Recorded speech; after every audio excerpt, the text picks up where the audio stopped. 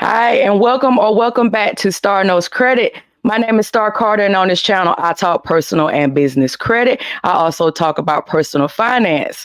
Today, guys, my question to all of y'all is the American dream dead? Do y'all think that the American dream is dead?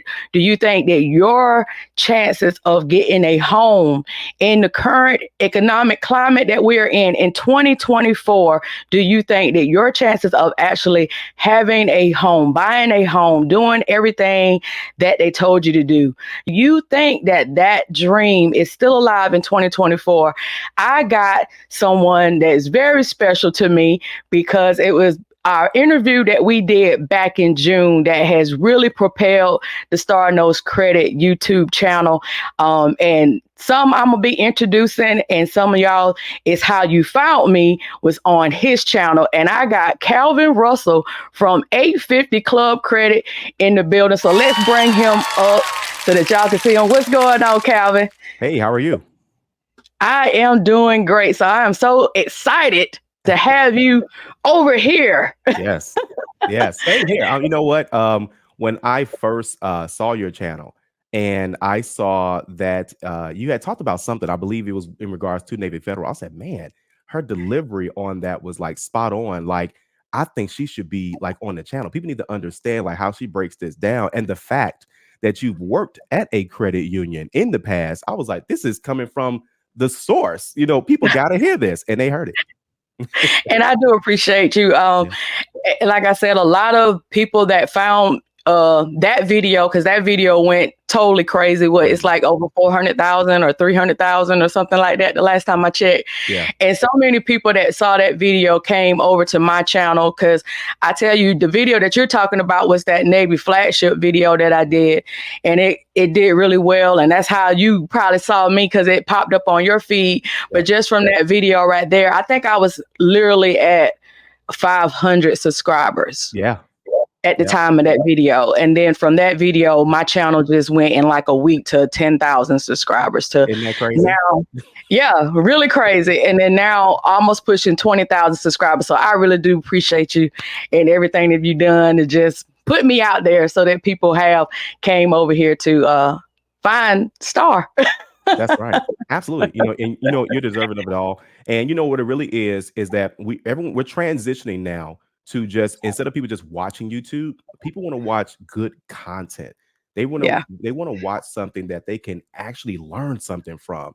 And that's why I think so many people gravitate, to your channel, to my channel, because we deliver, that information. So I'm glad to be here. And the way we deliver it is so organic and not rehearsed. And we shoot straight at the hip. That's right. No sugarcoating, and is giving them exactly what they need to hear and when they need to hear it. That's right. Absolutely. Absolutely. So guys, I got the banner running across the screen. So make sure, if you're not already a subscriber at Calvin's channel, you need to go over to 850 Club Credit, because not only has he reached across the table and brought me on to his platform, but a whole lot of other content creators that's also in the financial space. And we all got our own different perspectives in this credit game and everything else. So I really do appreciate him doing that, and also bringing other smaller YouTube channels that it's like a mentor to us, Yeah, absolutely. I appreciate that. Somebody, I won't say his name because we got a video coming up soon. But someone that's been blowing up for the past couple of years. We was talking on Instagram, and he says, "Man, you're like an OG, in this thing." I'm like, "Man, I don't know about an OG, but I guess it has been 8 years." But okay. Yeah. So I say, like, I feel like a mentee. I feel like you're my big brother. I'm always here to help. That's for sure. I'm always here to help. We ain't done yet. Me and Starr got some more collaborations coming up in the future. So stay tuned. Oh yeah, absolutely. I'm down for it. So the reason why, guys, that I brought Calvin on this channel today is because he is in the real estate space. He is an agent. Okay. And you are based out of Chicago, right? Correct. Yes. Okay, so me bringing him on here is not just me pulling up data from different news articles and different channels that I look at, but somebody that's actually in the real estate, and he's looking at this all the time. That's his main thing? Would you say main bread and butter? Would I be saying that correctly? It's one of you know, 850 Club. Yeah, 850 Club is our main focus. However, from a local standpoint on the real estate side, that's our literally our second you know, I would say company that we run. And what happened was a lot of people that we helped with their credit, they ended up, you know, wanting to go into home ownership. And I'll talk more a little bit about that, but it kind of forced us to go into the real estate industry. Okay. Yeah. Okay. That makes sense. Makes Yeah. sense. Sometimes, a lot of times, I see that those go hand in hand. They do. That's right. My question to you, in being in this space, from your perspective, do you think the American dream is dead here in 2024? What do you really think? That's a very good question. You know, in my personal opinion, it is not. These things happen, and these things happen all the time. This is just our turn to see this yet again. Everyone that's watching this right now was a different age in 2008, right? And Mhm. some of people were not old enough to go into homeownership, so they probably didn't pay attention to what was going on. And not that things are that bad, but this is simple. It's as simple as this: markets are good and markets are bad. But just because markets are good and markets are bad does not mean that, for example, the American dream is dead. That's just what majority of people think. When you Mm, start studying people that are not only wealthy, but just to say, just to keep it real simple, when you start studying people that invest in real estate, like Warren Buffett says, when people are greedy, I get nervous. And then he also says, but when people are no, but when people are no nervous, that's when he gets greedy. Okay. mhm, And so this is that time. So right now, this is where the real estate market is right now. It's a slow up. And that's because all last year it was all down. Okay. And a great indicator of that is typically going to be interest rates. But you got to go, you know, like 5 years over 5 years. So for example, when I got started in real estate back in I got my license in December 2017. So I always say 2018 because that really don't count. So, but when I got my license, I came at a good time.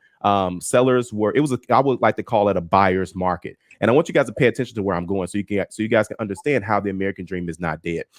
A buyer's market is essentially where it is a lot of inventory out there and is not as many buyers. Sellers have to sell for whatever reason. Sellers are not selling just to see what they can sell for. If they're selling right now, that means they have to sell. If they have to sell, that puts you as a buyer in a good position. Here's the con or the catch in this type of market: the interest rates are not necessarily favorable. Okay.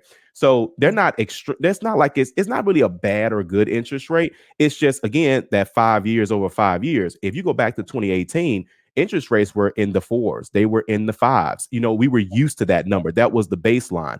And so then when 2020 hit, it went to high twos, low threes. And so now everyone's using that as the line. So if the line is 3% and the interest rates right now are 6.5%, right? They're saying, mm, oh, this is not a good time to buy. Here's what you have to understand. When do you think investors buy? When they have competition or when there's no competition? That's when there's no competition. And so mm, that's the best time to buy because they know, hey, seller, I see that you got this property on the market for 200,000. Listen, I got cash. Can I give you 150? Can I give you 175? A cash mm, deal can close in 2 weeks.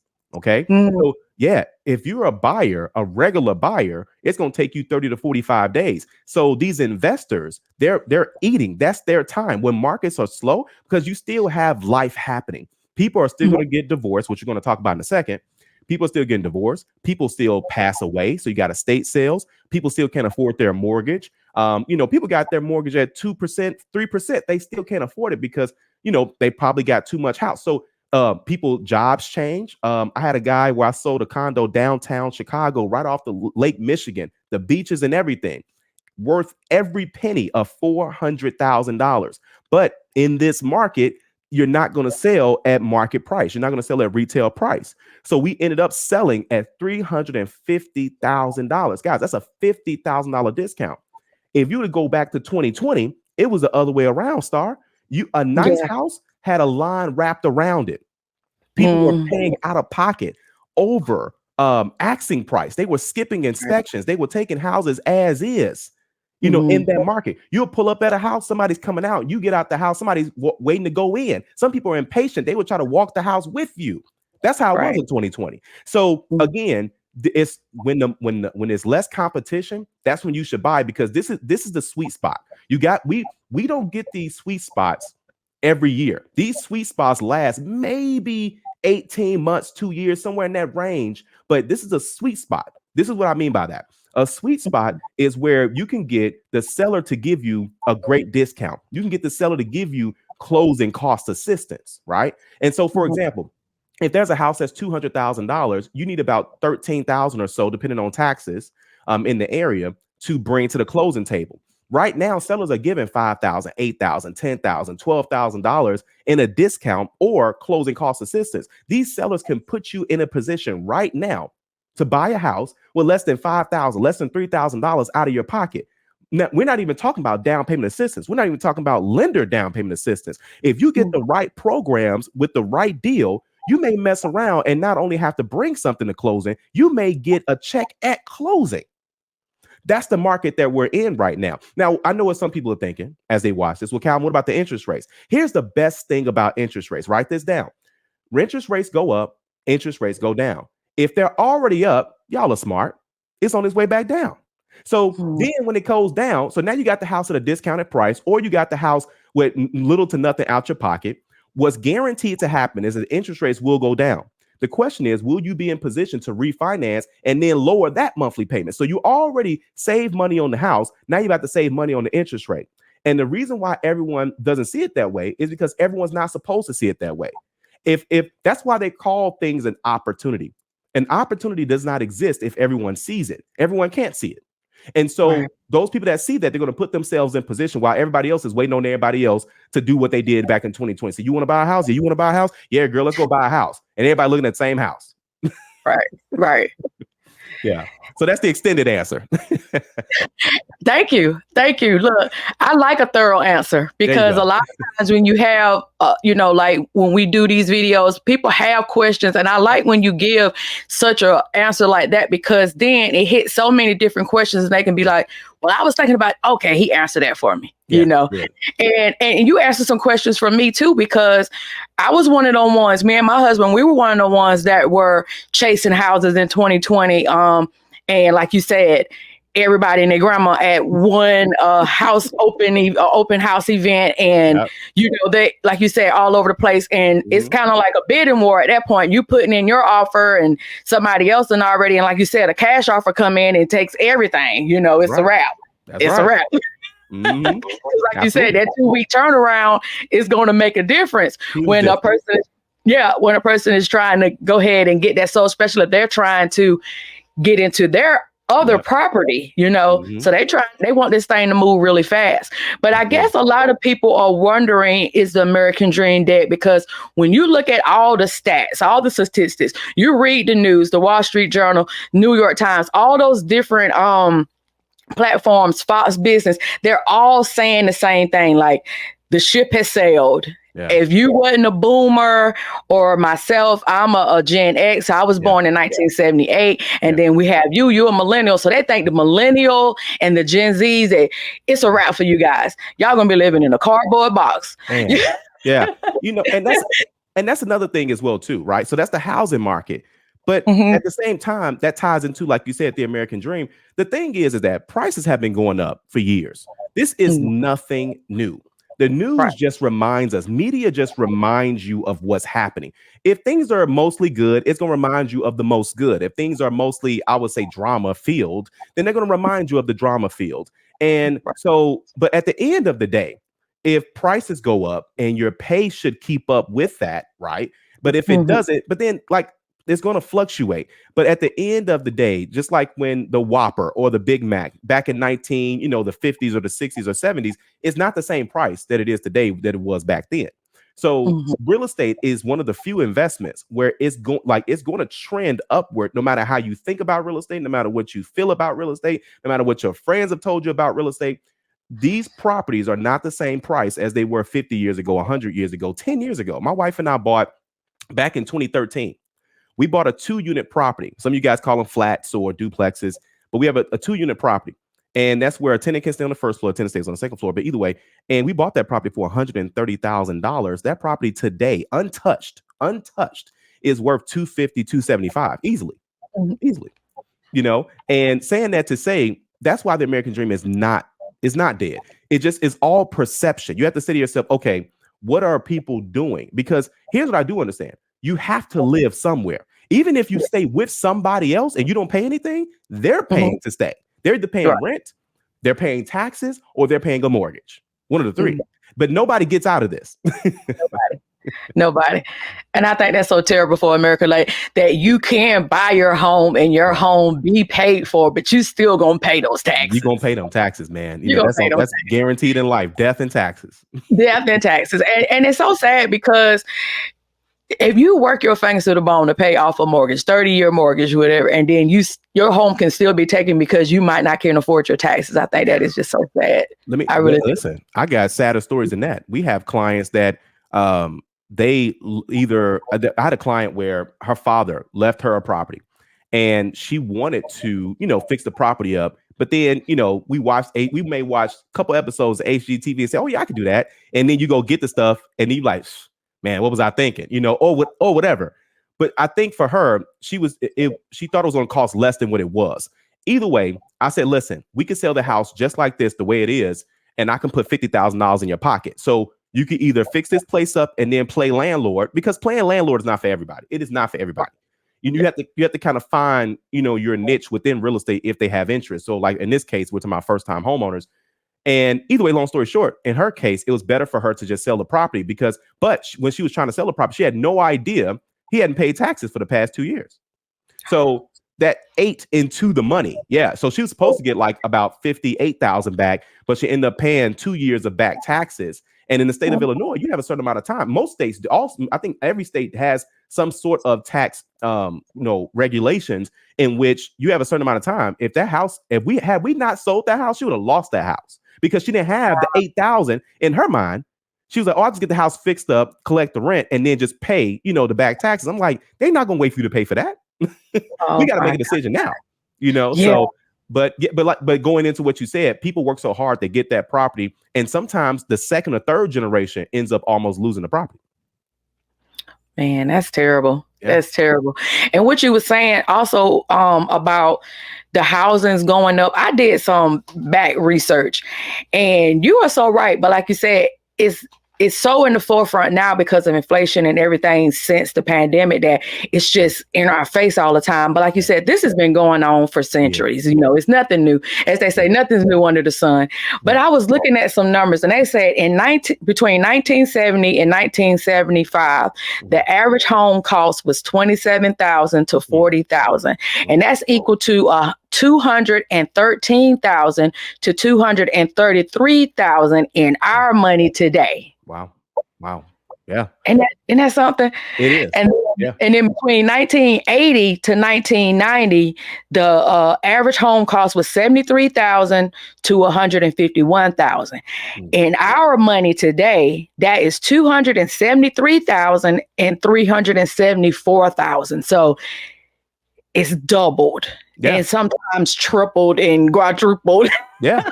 That's just because of inflation. It's gonna happen. It's going to happen. And what happens is all it takes is one person to raise costs, and then that raise costs for someone else, and everyone has to keep raising costs. And then before you know it, it's like, wait a minute. Now I used to be able to go out to the club and spend this amount of money. I used to be able to travel this much. I need to get paid more. So and then you get paid more, and they say, wait a minute, now people are buying too many things. Let's go back up on price. And then so it's going to keep having like this chase. But it's been going on for eons, and that's how the American economy works. Right. And I think people are getting scared because, like you said, the income should also go up with the inflation. And I feel like it's going up, but the income is staying the same. Yeah. And I think that's why everybody is getting kind of nervous because just like you said, when you got your real estate license in 2017, they were just saying like 5 years ago, you could earn anywhere between 60 and 70,000 and could qualify for a decent home. Yeah. And now they're saying that you need to be making over 100,000 now to qualify for that same home. And I think that's what's getting a lot of people scared that the American dream is dead, because it's like, okay, yeah, the houses and everything else is going up, and that is what's been going on for years and decades, but the income is not meeting that. So you got people that are graduating, like I said, did everything right, did what they were told, go to school, got the education, but they're graduating with student loan debt. That's some hard. people, yes, some people are graduating with credit card debt. Some people, because they had to live off their student loans or had to live off their credit cards just to make ends meet while they were in school trying to get that law degree. Like my son is working on his master's and his doctorate. He's just lucky that he was able to get a job teaching English at the college. He's at the University of South Carolina, that it pays his tuition and he gets some money.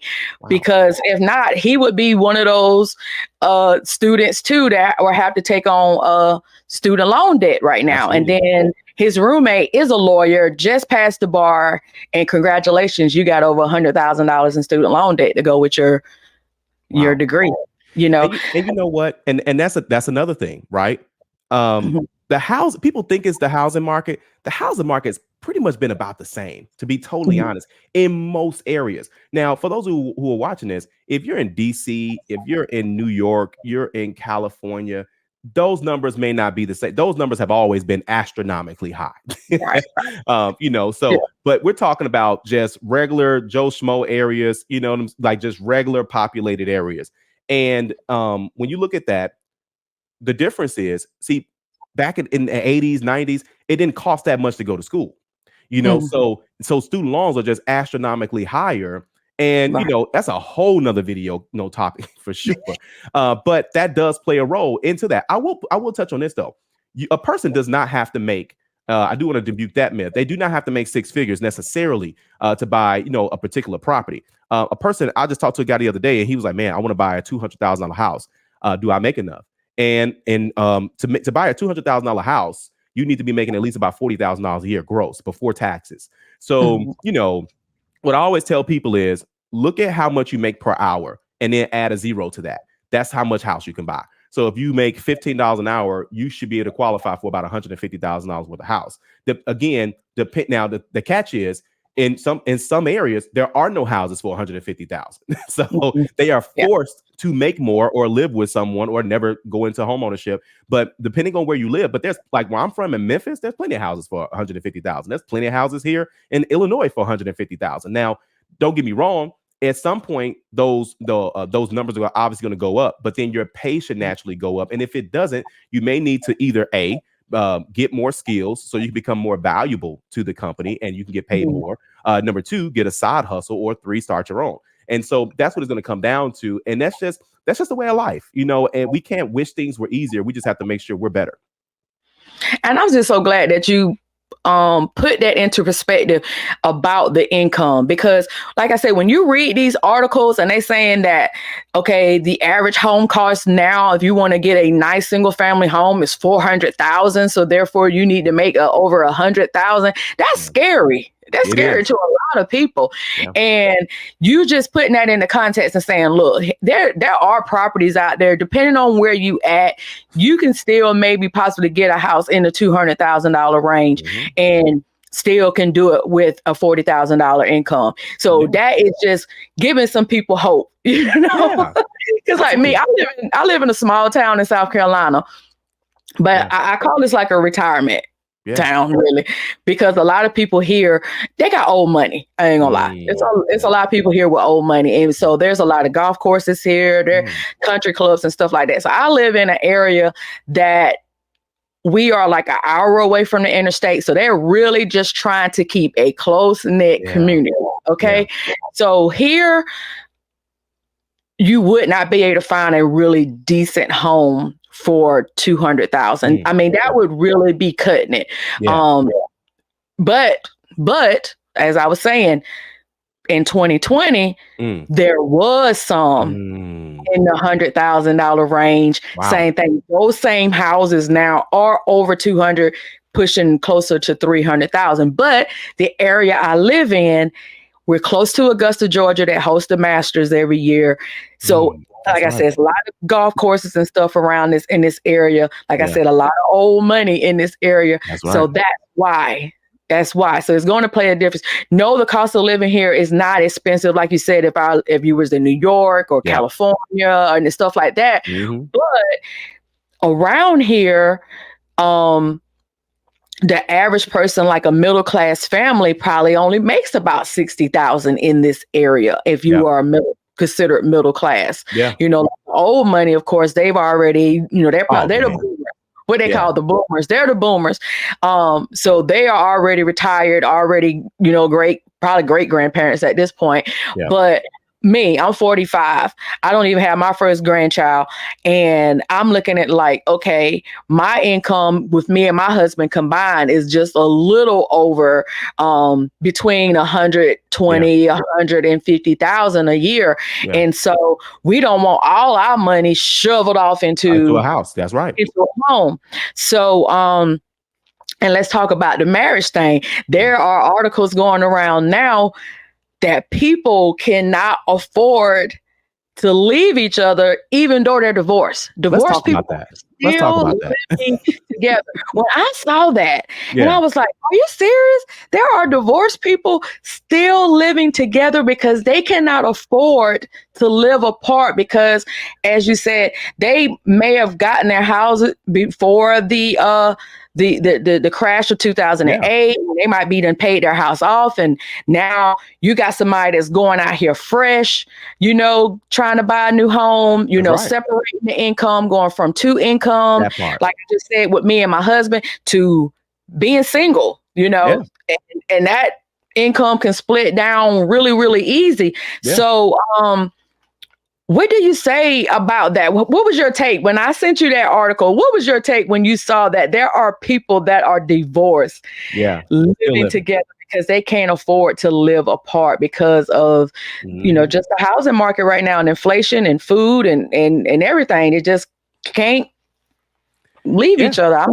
stuck. Absolutely. No, let's talk about it. You know what's crazy is that that article really hit I've had clients that are going through similar situations right now. Literally, I just talked to a lady yesterday and she's separated from her husband and she's like, I need to buy my own house, but I'm not in position. Right. And what ends up happening is that, especially if you're married, there's comfort levels, right?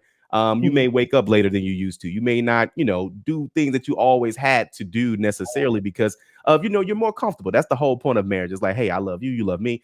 But then at the same time, if things go left, what ends up happening is sometimes people have, you know, student loan debt that they didn't think was going to be an issue because they already had a house.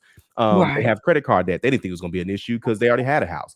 So they're not really necessarily keeping up with those things, looking at additional income streams necessarily. So everyone's situation is a little bit different, but they're almost not forced to stay together. But it's like it makes financial sense because it's like, man, I can't live on my own, you know, Yeah. or a life or the lifestyle is about to change. So yes, there are some people who are most definitely wanting to, you know, leave and have their own, but they financially just cannot afford it. And it really depends on the area that you're in.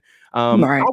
I would honestly say higher end areas have this issue a lot more. If you're living in a $500,000 home and you want to still stay in a type of $500,000 home, if you don't have that kind of income, then you have to downgrade, right? But it's not like you can't get anything. The only way you can't get anything is if you don't want to move to a certain area, or number two, you don't make enough money, you know. Right. So, but you may have to move, you know, like here, example. Everybody wants to, well, not everybody, but people would prefer to be like where the mix is, downtown Chicago or something like that, as an example. But downtown Chicago is not the same price as maybe 15 minutes south of Chicago. So the prices have dramatically changed. Like for Chicago in real life, the Obama Library is now going to be in an area where we call Woodlawn. And so where Woodlawn, Hyde Park, and that mix, those prices have skyrocketed. I sold a house for $200,000 back in 2018.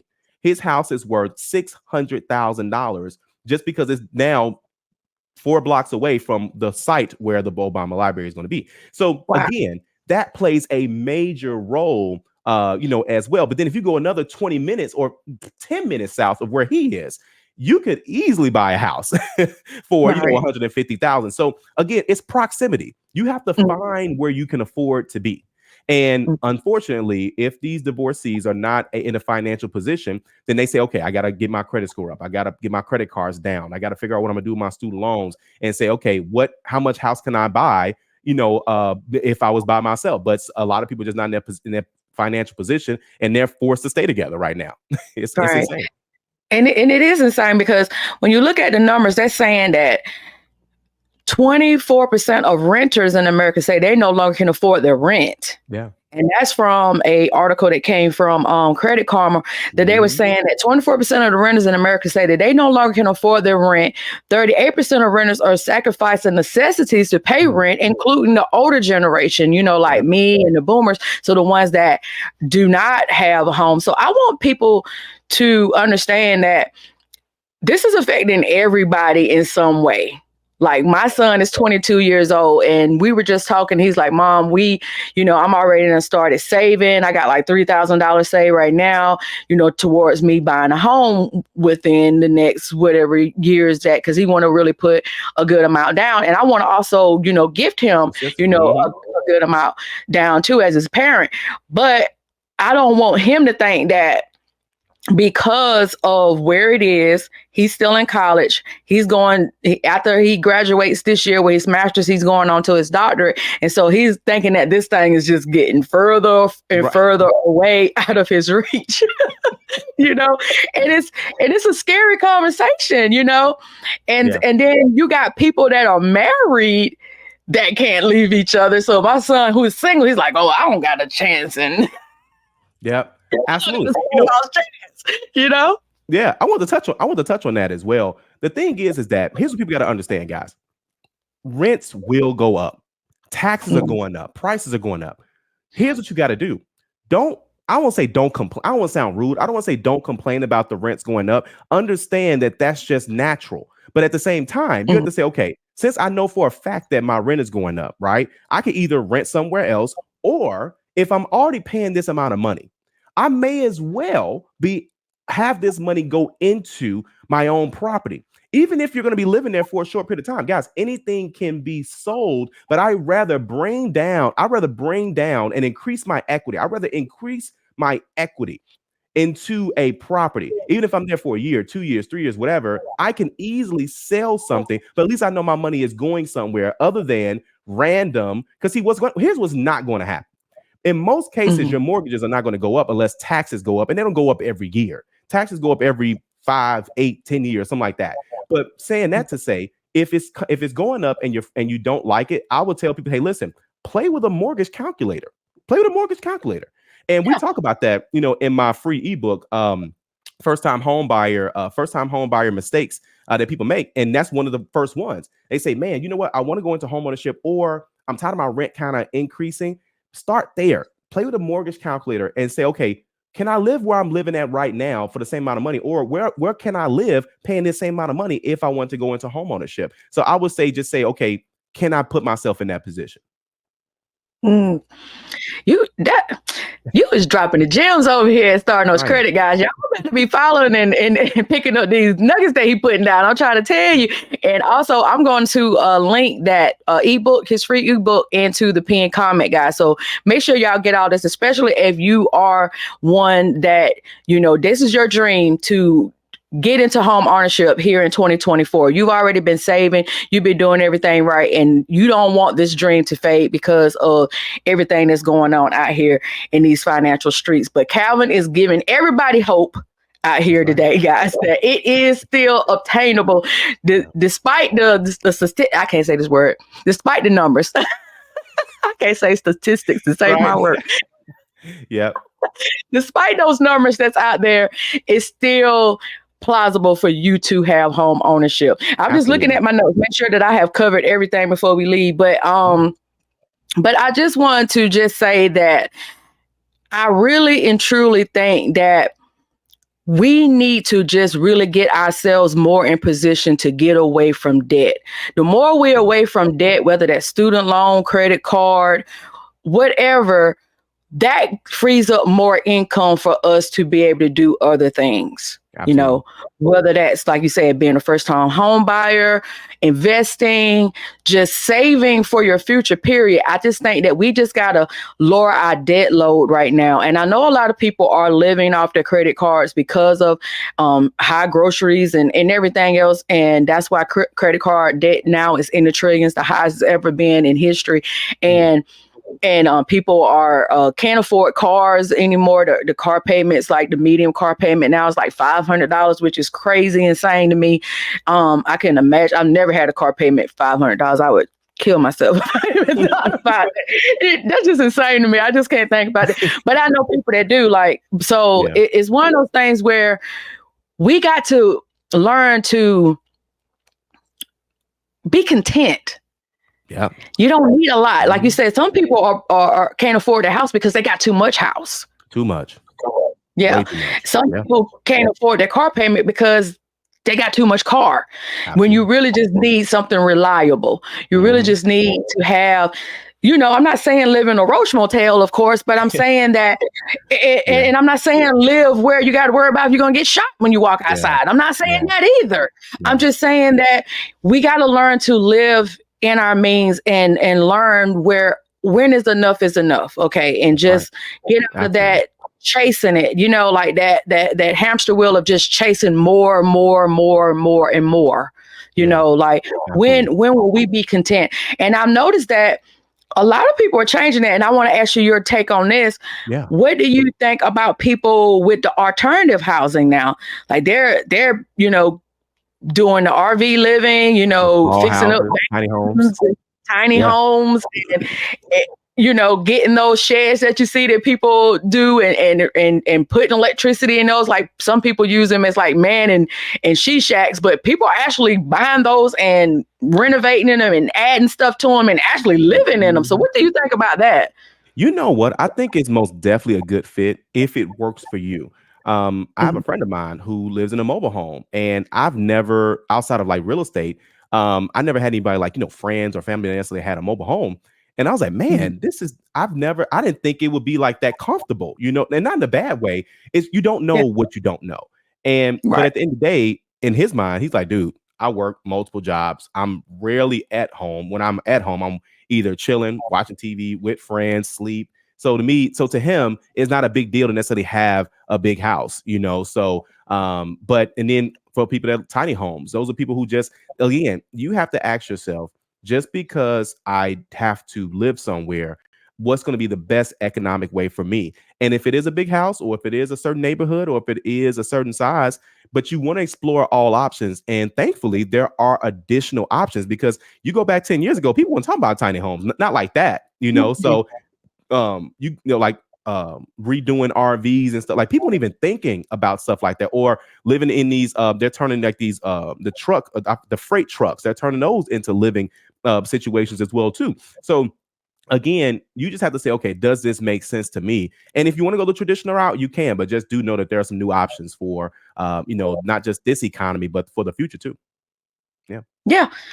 And I just think that people are learning to live with less. Like I was just saying, enough is enough. And I think that's why you saying what you were saying about if it can work for you, if you can live with less space and still be able to live, then I say that there's no problem with that. I told my husband that I want to travel the world, and just having an RV would be fun for me, because I want to be able to travel the world and not have to worry about where I'm going to live at when we travel. Because, I want to be able to, at least around here in the United States, I know if we go out of the country, of course, that'd be a different story. But, if I want to just go in the United States, I would love to just have an RV to be able to do that and be able to enjoy some of this beautiful earth that the Lord has given us. So I would say that this conversation has really, really not only put me in a different perspective, and I feel like when I talk to my son and share this video with him, that it will give him some encouragement. But I'm pretty sure Starr Knows Credit viewers and also 850 Credit Club, they will also be able to have a better perspective and be like, okay, it looks bad, but that media is making it sound and feel much way worse worse than what it is. Yeah. Yeah.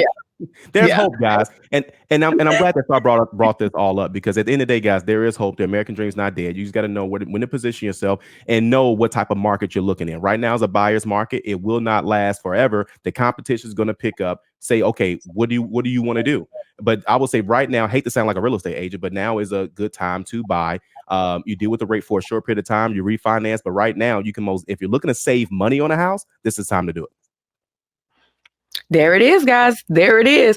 You heard it from somebody that's in the industry. That's right. That can tell you guys, and like he said, you got to look at where you at, the proximity. Are you looking at some nice front that's downtown in whatever area you at, or do you need to get out further and further and further away where you can't afford the home? Because you might be too close to where everything is, historical districts. You got to look at all that type of stuff. How close you are to a school. If you don't have kids, you might not want to get a house in that school district, because those houses sometimes, especially if it's a really good school, can be a little bit more expensive. So you might want to just look at all those different factors when you're looking at a home, and not just, oh, this is my dream home. Well, can you afford it? That's right. You don't want it to be in foreclosure as quick as you get it. That's right. Absolutely. Absolutely. Yeah. No, that's real. That's real. Yeah.